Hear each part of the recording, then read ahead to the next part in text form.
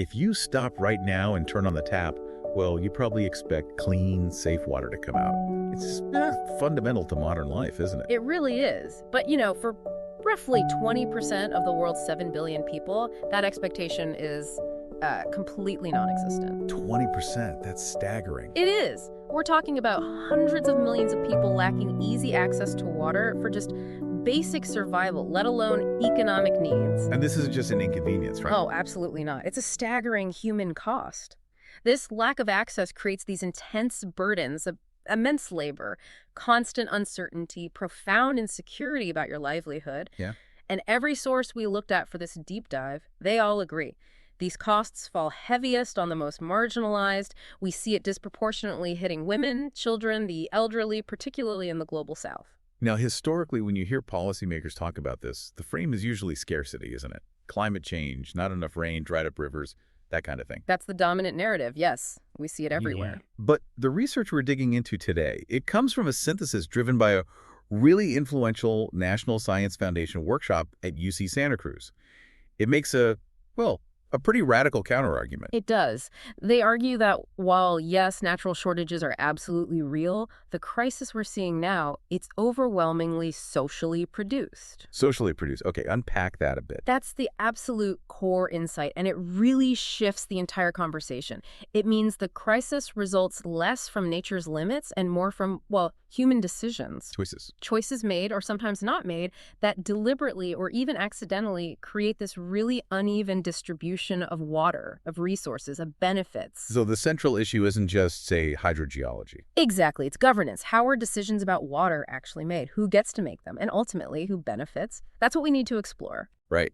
So our mission today is to use this framework, developed by these experts, to move beyond just counting liters of water. We want to understand this complex system of injustice, who decides where pipes go, who gets water first, and how those decisions create or deepen inequality across so many different scales. Okay, let's start with maybe the hard truth. Why hasn't traditional research really cracked this problem yet?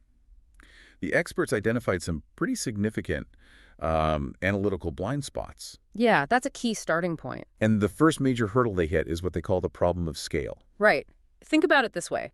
Traditional water research is often quite limited in its focus. A study might look intensely at a single village's well, or maybe just one giant dam project, or perhaps the water policies within just one country. But water doesn't work like that, does it? Exactly. It doesn't respect those neat boundaries we draw. It's fluid. So if you're only looking at that one village, you completely miss the influence of, say, the massive regional dam built 100 miles upstream, or the transnational trade agreement dictating what crops get grown, which uses huge amounts of water. Or even how long it takes for an aquifer to deplete. Generations, maybe. Precisely. Water crosses ecological scales, social scales, spatial, temporal dimensions, constantly. And a single-scale focus just fails to capture that crucial interconnectedness. It's like looking at one piece of a puzzle. And then it gets even more complicated, I suppose, when you layer on this problem of disciplinary bias. Yes, definitely. Say you're an economist, right? You're studying water pricing. Or you're an anthropologist looking at community water practices. Or maybe a political scientist tracking policy debates. They all have their own lens. They all come with a very specific, sometimes narrow lens. Their vision is limited by the characteristic methods, the usual questions, the typical scope of their own specialization. So the anthropologist might miss the physical reality of the water source. If they don't talk to the hydrologist. And the hydrologist might miss the power dynamics shaping who gets the water. If they don't talk to the political scientist. Right. Makes sense. You see the problem. It's fragmentation. So the goal then of this Santa Cruz workshop and the research that came out of it was to try and overcome that, to build a framework that's explicitly integrative. Exactly. Integrative, multi-scalar, and genuinely cross-disciplinary. It needs to account for all the ways inequity shows up, from how water is physically used, all the way to who actually gets a seat at the table in decision-making. Okay, so this shift in perspective, it really requires challenging the basic definition of equity, doesn't it?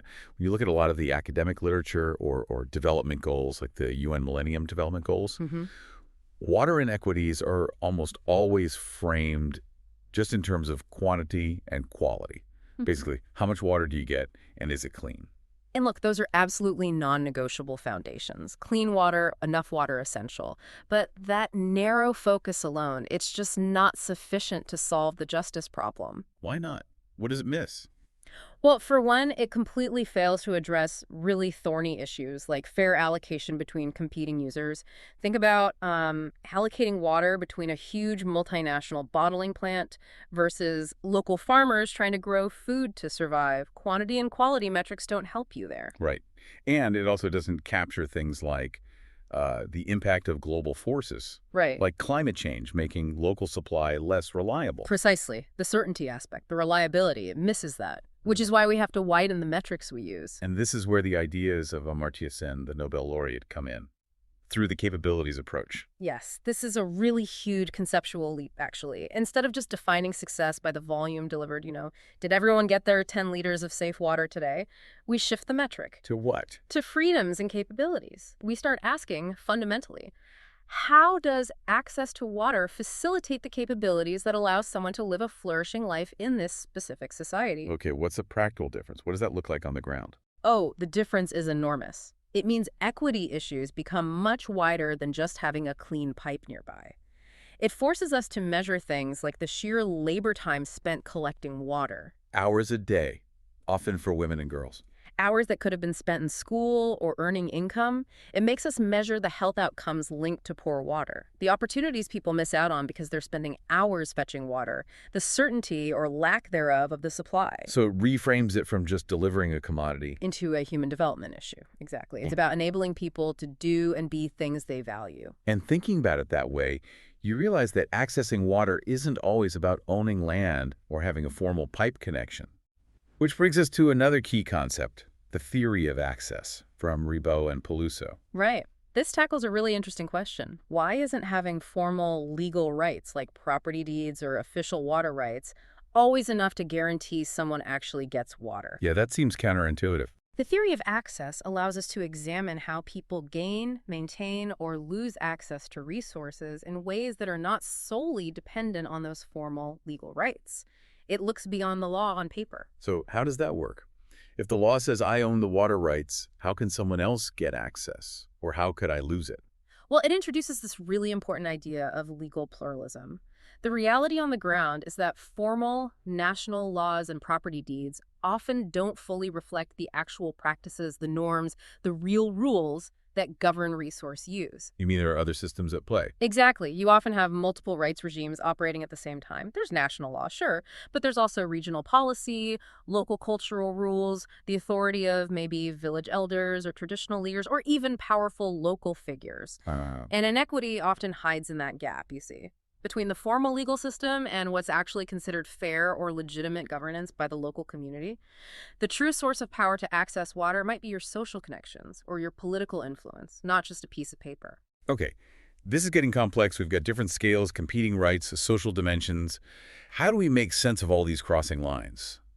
The workshop experts proposed an overarching framework for this, right? The multi-scalar framework around the hydrosocial cycle. Yes, that concept is really critical for understanding water today. The traditional hydrological cycle, the one most of us learned in school, it just describes water moving through nature, clouds, rivers, groundwater, Eaves people out. completely leaves humans out of the equation. The newer concept, the hydrosocial cycle, finally corrects that. It recognizes that water is actively co-produced by nature and society. It incorporates social uses, political struggles, infrastructure, everything. Okay, so it puts the human element back in. And the research breaks this down further into 4 main types of hydrosocial cycles. That's right. They identified 4 predominant cycles, and importantly, each comes with its own characteristic technologies and, crucially, its own inherent inequalities often built right into the system. Can you walk us through those 4? Sure. The first is the irrigation cycle. Think large-scale agriculture, driven by technologies like massive canals, diversion dams, deep groundwater pumps. And the injustice there. Often it's about flow. Upstream users might take more water than allocated, or they might pollute it with agricultural runoff, directly impacting downstream users who often have very little power to challenge them. Okay, what's the second cycle? Second, we have the mining and industry cycle. This often involves very powerful actors, maybe multinational corporations, needing vast amounts of water for extraction or processing. Pitting them against local communities, I imagine. Exactly, creating huge imbalances in political influence, resource needs, and often leading to pollution or depletion that harms local users. Right. Third. Third is rural household water. This typically involves smaller, often more decentralized technologies. Think community hand pumps, shallow wells, rainwater harvesting. And the inequity here. Often stems from things like simple infrastructure neglect, pumps breaking down and not being repaired, or inequitable placement of water points, maybe favoring certain parts of a village over others. Failure to maintain systems serving the poorest. Okay, and the last one. And finally, the urban water supply cycle. This is your big city system, huge reservoirs, complex treatment plants, extensive pipe networks. And the inequality here is the classic story. Pretty much. Service delivery is often excellent in the wealthy city center, maybe the formerly planned areas, but it becomes patchy, unreliable, maybe exorbitantly expensive through resellers, or completely non-existent in the informal settlements on the periphery. And what the multiscalar approach really highlights then is that these inequities aren't just stuck within one cycle. They jump across them, right? From the household level right up to the global. Precisely. Take that mining example again. The local community's water gets polluted. That's a micro-scale impact. But the decision to allow that mining operation, or the lack of regulation, that's tied to national economic policy, which itself is influenced by global markets for those raw materials. Wow. So the injustice crosses scales. And the governance, the formal laws, the informal social practices, the enforcement or lack thereof, that's the sort of glue connecting every single hydrosocial cycle and crossing all these different scales. Let's make this even more concrete. Let's move to some of the case studies discussed in the research, because this is where these abstract frameworks, capabilities, access theory, hydrosocial cycles really come alive. Yeah. You mentioned earlier the staggering gendered burden in the global south. Yes, it's such a clear example of how these inequities operate. It manifests as both material inequity, the physical burden, and procedural inequity, the lack of voice. How so? Well, women are consistently, almost universally in many regions, designated as the primary managers of domestic water. They're responsible for finding it, fetching it, managing it for the household. Yeah, at the same time, they are very frequently excluded from the formal decision-making forums where choices about water infrastructure, resource allocation, or management rules are made. So they have all the responsibility, but none of the power. Essentially, yes. And that procedural exclusion being left out of the decision-making ensures the system often remains stacked against their needs and priorities. Is there a specific example of how this plays out? The research highlights a case from Kenya that provides a really painful illustration. When women, or often their daughters, are forced to spend several hours every single day just fetching water. Yeah. That time investment is a direct opportunity cost. It physically prevents them from pursuing education, from engaging in income-generating activities, or even from participating in local political life or community meetings. That's the capabilities approach right there, isn't it? Water access, or lack thereof, directly limiting their freedom to function, to achieve things. Exactly. It limits their capabilities. And that idea of injustice being deeply built into the system, not just accidental, is perfectly captured in another study comparing Dar es Salaam and Nairobi. What did that show? It showed that the contemporary water inequalities you see in those cities today aren't random. They aren't just recent failures. They are deeply rooted. How far back? Back to the colonial era. The research describes them as many overlapping injustices, rooted directly in the segregation policies of colonial rule. Unjust land allocation patterns established decades ago dictated where infrastructure went first and where it was deliberately withheld. So the patterns of who gets water today still reflect those colonial decisions. To a significant extent, yes. The present failures in service delivery often echo that historical geography of exclusion. The colonial past casts a very long shadow. That connection is startling. Another really fascinating finding you mentioned came from India, specifically about how we even categorize water. Yes, this one challenges some fundamental assumptions in water management. The experts argue that a major policy failure in parts of India is exacerbated by treating surface water, like rivers and lakes and groundwater, as completely separate resources in policy and law. But they aren't really separate in nature, are they? Not at all. They're interconnected hydrologically. Water moves between them. But treating them as separate in policy has real consequences for equity. Like what? Well, it turns out that wealthier users, large landowners, industries that can often afford to drill deeper wells and invest in powerful pumps, so they capture a much greater share of the groundwater, Leaving less for others. leaving less available for poorer users who rely more on shallower wells or surface water sources, which become less reliable as the groundwater is depleted. The arbitrary policy choice to separate them ignores the physical reality and effectively rewards wealth, making social inequity worse. So the recommendation from the researchers is pretty radical then. Policy needs to stop treating them as separate. Essentially, yes. Treat water as existing in multiple interconnected forms and manage it conjunctively, recognizing the links. Drop the arbitrary distinction that benefits the powerful. It's an example of how a technical issue is actually a governance issue. Exactly. And finally, just to touch on a positive note, the research also shows that democratization, meaning more equal involvement in decision-making, can lead to tangibly better outcomes. There's a great example from Caracas, Venezuela. Oh yeah, what happened there? Well, in some of the poorer neighborhoods, they established what are called mesas técnicas de agua, basically, technical water committees. Okay. These committees provide a formal structure and actual opportunity for residents who were usually excluded to come together, to claim their rights, to participate in planning water solutions, and to collectively manage the resource for their own community. And did it work? The research suggests it did more than just deliver some physical improvements, like fixing pipes. Critically, it enhanced the residents' political capacity. It showed that when you empower citizens, especially those historically marginalized from governance, the outcomes tend to become more just and more equitable.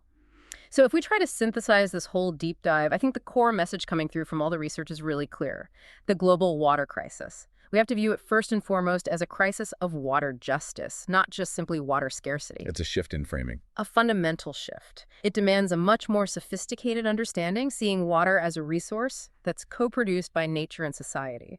And it requires using something like that multiscalar framework to recognize all the complex, interconnected ways injustice actually operates. And this whole body of work, this thinking, it culminated in something called the Santa Cruz Declaration on the Global Water Crisis. What was the aim of that? Well, the declaration really intends to shift global concern away from just simple aid metrics like dollars spent or pipes laid towards focusing on the hundreds of millions of poor people whose full human flourishing, whose capabilities are severely constrained by these water injustices. So it's trying to change the conversation at a higher level. Exactly. They want the conversation to expand beyond just ensuring everyone gets X liters of basic water.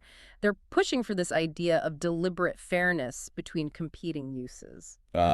Like that farmer versus factory example earlier. Precisely. Should the local farmer have their fields dry up because a distant industry needs massive quantities of water to produce goods for export? That's the kind of complex, deeply political question we need to be asking and debating openly. And they proposed a key principle for that, didn't they? For equitable allocation. Yes, the Declaration states it quite powerfully. Water justice can be imagined as equitable or comparable access for particular water uses and deliberated fairness between uses. Deliberated fairness between uses. That provides a really strong directive, doesn't it? For research, for policy, for action. It really does. It's the ultimate recognition, I think, that water is inherently political. And the solution lies not just in building new infrastructure, though that's often needed, but in radical governance reform. Yeah. In making decision-making fairer. We hope this deep dive gives you, our listener, a profound new lens to view water through. Not just as, a simple flow of H2O, but as a complex political terrain, a space where justice is constantly being fought for and, sadly, still often denied. So here's something to think about. If the history of colonial rule and past political decisions can still dictate who has clean water access today, what historical injustice might be baked into the other basic infrastructure you rely on every day? Food for thought. We encourage you to keep exploring these social and political dimensions of resources. Thanks for diving in with us.